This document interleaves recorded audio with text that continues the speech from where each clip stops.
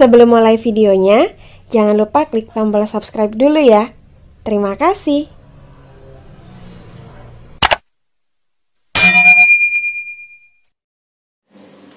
Assalamualaikum warahmatullahi wabarakatuh. Halo para pejuang NIP, kembali lagi sama aku Santi Widiasari. Di video kali ini aku akan membahas tentang penyebab gagal di tahap akhir pemberkasan CPNS. Itu kira-kira penyebabnya apa ya? Dan di video ini aku juga akan membahas tentang pengumumanku tahun lalu, yang di sana itu ada yang TMS atau tidak memenuhi syarat alias gagal. Nah, kira-kira penyebabnya apa ya yang dia dinyatakan TMS? Buat kalian yang penasaran, stay tune terus dan tonton videonya sampai habis ya, supaya tidak miss informasi, jangan di skip.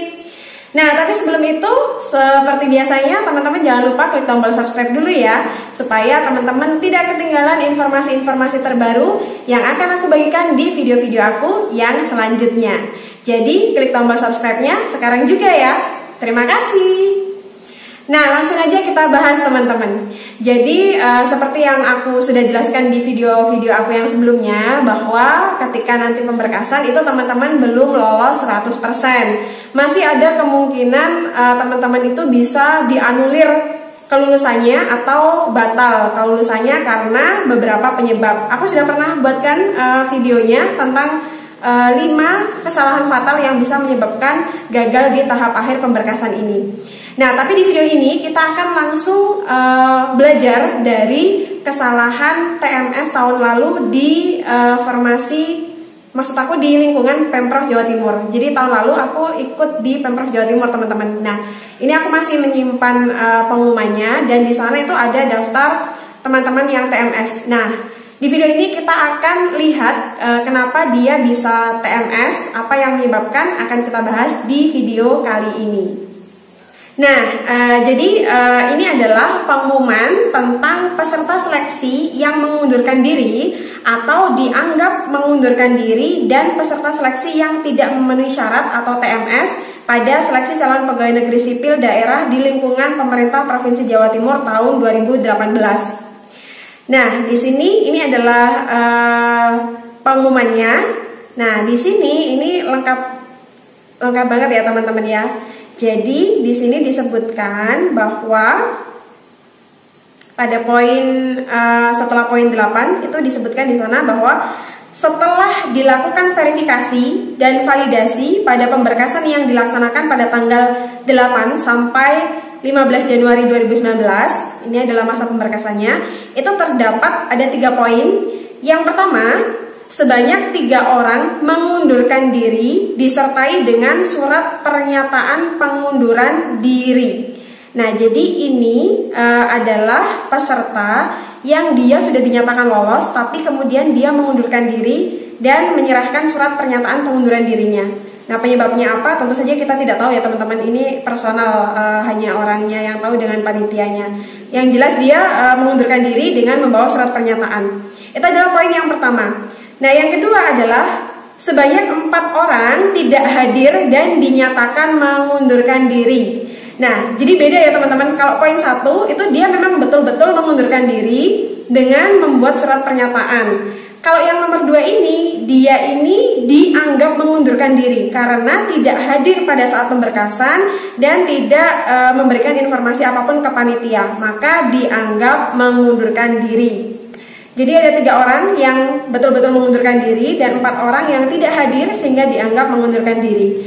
Dan poin yang ketiga, ini yang jangan sampai terjadi pada teman-teman, yaitu sebanyak 18 orang tidak memenuhi persyaratan sesuai dengan ketentuan. Nah, ada 18 orang tidak memenuhi persyaratan sesuai dengan ketentuannya, teman-teman.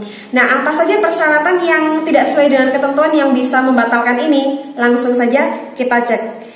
Jadi dari keseluruhan dinyatakan tidak lulus, dari 3 orang mengundurkan diri, 4 orang dianggap mengundurkan diri, dan 18 ini tidak sesuai dengan ketentuan persyaratannya.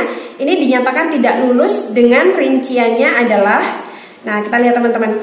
Yang pertama itu adalah daftar nama peserta yang mengundurkan diri. Itu ada namanya ya teman-teman, yang dia mengundurkan diri. Nah, yang mengundurkan diri ini ada 3 ya teman-teman, tapi di sini namanya aku blur ya teman-teman. Tapi jabatan yang dia ambil, yang mengundurkan diri ini adalah yang pertama teknik jalan dan jembatan ahli pertama, kemudian guru teknik mekatronika ahli pertama, dan dokter gigi ahli pertama. Ini dia mengundurkan diri dengan menyerahkan surat pengunduran dirinya. Kemudian yang tadi tidak hadir 4 orang itu dia mengambil jabatan dokter spesialis syaraf ahli pertama, kemudian dokter spesialis anak ahli pertama, dokter gigi spesialis gigi anak ahli pertama, dan teknisi jaringan instalasi. Nah, itu adalah 4 orang yang tadi tidak hadir yang kemudian dia dianggap mengundurkan diri oleh panitia. Nah, selanjutnya adalah yang poin ketiga tadi. Daftar nama peserta dengan kelengkapan dan keabsahan persyaratan administrasi tidak sesuai dengan sebagaimana yang telah dipersyaratkan. Nah, langsung saja ya teman-teman. Yang pertama, ini dia mengambil jabatan guru teknik pengelasan ahli pertama. Nah, di persyaratan itu adalah dia harus kualifikasi pendidikannya S1 teknik mesin. Nah, ternyata dia dinyatakan tidak memenuhi syarat atau TMS atau dibatalkan kelulusannya karena ternyata kualifikasi pendidikan yang dimiliki itu adalah D4 teknik pengelasan. Nah, ini sudah pernah aku bahas juga teman-teman di video yang sebelumnya bahwa kualifikasi pendidikan ini termasuk kesalahan fatal jika memang tidak sesuai dengan yang disyaratkan. Nah, ini berakibat bisa TMS atau dibatalkan kelulusannya.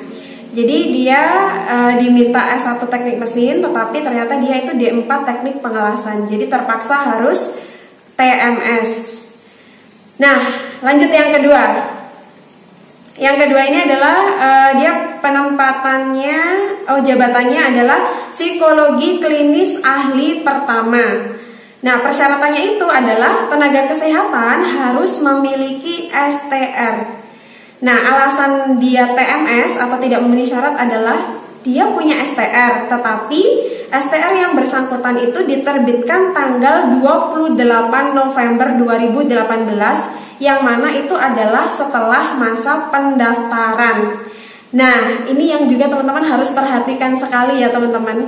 Kenapa kok meskipun dia punya STR tapi kok bisa gagal? Karena ketika dulu mendaftar itu di persyaratannya itu tertulis bahwa tenaga kesehatan harus memiliki surat tanda registrasi atau STR sesuai dengan keahliannya pada saat masa pendaftaran, yaitu tanggal 28 September 2018 sampai dengan 15 Oktober 2018. Sedangkan STR yang bersangkutan tadi itu tertanggal 28 November 2018. Jadi meskipun hanya selang bulan, tetapi itu sudah di luar masa pendaftaran, sehingga meskipun dia punya STR dan meskipun dia sudah selesai sampai tahap SKD-SKB, tetapi STR-nya tidak bisa diakui dan akhirnya harus TMS. Nah, ini adalah gunanya atau fungsinya kita harus membaca secara detail persyaratan teman-teman. Ini juga bisa jadi pembelajaran buat teman-teman yang mungkin mau daftar di tahun-tahun berikutnya. Teman-teman harus betul-betul baca persyaratannya dan dipahami secara baik. Itu teman-teman. Nah, kita lanjut. Nah, yang menarik itu adalah nomor 3 sampai dengan nomor 17. Kalau teman-teman amati, di sana itu semuanya ini adalah formasi cum laude. Nah, silakan teman-teman lihat, itu di sana nomor 3 sampai nomor 18 ini adalah formasi cum laude. Nah, coba kita lihat satu persatu. Mulai dari yang nomor 3 dulu ya. Dia mengambil jabatan guru matematika ahli pertama. Persyaratannya adalah karena dia cum laude, ambil formasi cum laude, maka akreditasi kampus dan prodinya atau program studinya harus A pada saat lulus. Nah, alasan dia tidak memenuhi syarat adalah dia lulus pada tanggal 14 Agustus 2012. Nah, akreditasi kampus UNESA pada saat itu adalah B, yaitu pada periode 7 Maret 2006 sampai dengan 7 Maret 2013 UNESA itu terakreditasi B. Ini artinya ketika dia lulus akreditasi kampusnya B, sedangkan dia mengambil formasi cum laude yang syaratnya adalah akreditasi kampus dan prodinya harus A. Nah, itu sebabnya dia harus TMS. Nah, ini juga sudah pernah aku bahas di video yang sebelumnya ya teman-teman, bahwa terkait dengan akreditasi UNIF dan Prodi buat yang mendaftar di formasi cum laude itu harus benar-benar diperhatikan dan harus dicek dan dipastikan bahwa memang UNIF dan Prodinya pada saat kelulusan itu sudah A. Nah, itu teman-teman silahkan kalau mau ambil cum laude bisa, tapi kalau misalnya belum, nah teman-teman ambil yang umum saja. Nah, selanjutnya yang nomor 4 ya teman-teman. Di sana dia mengambil jabatannya adalah guru ekonomi ahli pertama. Nah, persyaratannya karena cum laude maka akreditasi kampus dan prodinya harus A pada saat lulus. Tetapi yang dimiliki oleh yang bersangkutan itu lulus pada 27 Januari 2012. Yang mana akreditasi kampus Universitas Negeri Malang itu B pada periode kelulusan tersebut. Oleh karena itu, yang bersangkutan dinyatakan TMS atau tidak memenuhi syarat. Nah, di sini kalau kita lihat teman-teman dari nomor 3 sampai nomor 17 ini, itu rata-rata kesalahannya adalah sama gitu. Dari nomor 3 sampai nomor 17 sama-sama mengambil formasi cum laude. Dan rata-rata yang membuat mereka TMS atau tidak memenuhi syarat dan kemudian digugurkan atau dibatalkan kelulusannya itu karena akreditasi prodi dan kampusnya yang tidak sesuai dengan persyaratan. Nah, jadi di sini ada yang akreditasi kampusnya masih B, ada yang akreditasi kampusnya C pada saat kelulusan. Padahal untuk formasi cum laude ini persyaratannya adalah akreditasi kampus atau universitas dan akreditasi prodi harus A dua-duanya pada saat kelulusan. Nah, jadi yang paling banyak di sini adalah yang dari formasi cum laude karena tidak dapat membuktikan bahwa UNIF dan prodinya itu terakreditasi A pada saat dia lulus.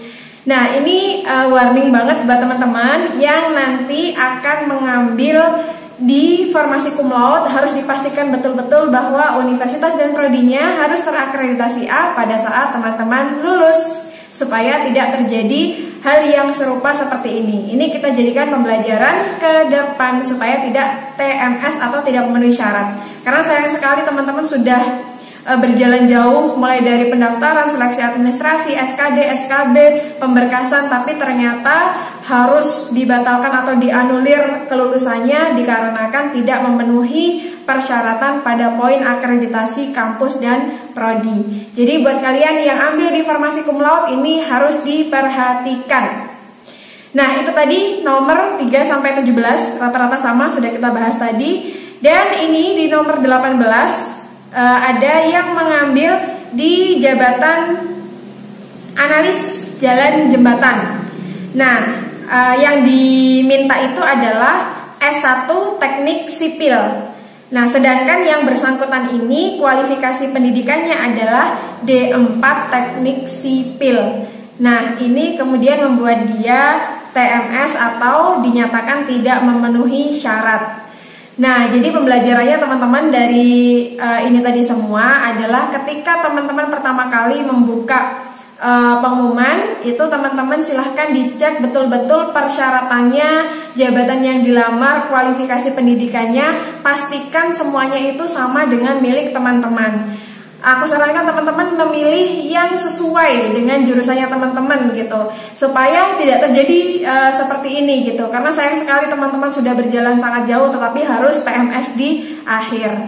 Nah, itu tadi pembahasan untuk kali ini tentang salah satu penyebab TMS, yaitu karena tadi yang formasi cum laude itu tidak bisa memenuhi persyaratan untuk akreditasinya, kemudian ada juga yang kualifikasi pendidikannya tidak sama, ada juga yang tidak bisa menunjukkan STR yang tertanggal pada masa pendaftaran atau sebelum masa pendaftaran.